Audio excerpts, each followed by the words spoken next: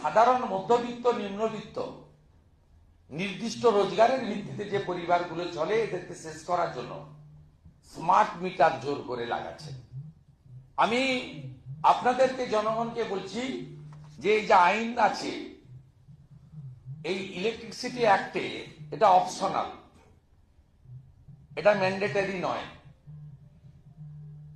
Smart meter আপনারা যদি মনে করেন লাগাতে দেবেন, ইয়েস, যদি মনে করেন লাগাতে দেবেন না, সেটাও ইয়েস।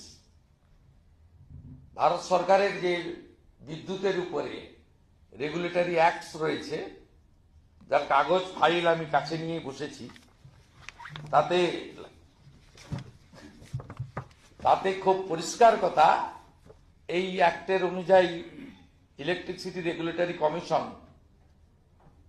এইটা লেটেস্ট 20/2/2024, এটা অপশনাল। আপনারা যদি মনে করেন লাগাতে দেবেন, যদি মনে না করেন লাগাতে দেবেন না।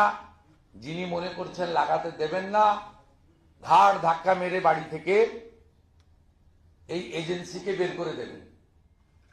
শহরতলির জনগণকে, এখন গ্রামে যায়নি, গ্রামে গেলে তো তাড়া করবে, এখন এই শহর এলাকা মানে বৃহত্তর কলকাতা যাকে বলে, এই এলাকায় অনেক বাড়িতে জোর করে লাগাচ্ছে, আবার অনেকে রিফিউজও করছে। আপনারা একটা জিনিস আবার ক্লিয়ার করি, এটা বাধ্যতামূলক নয়।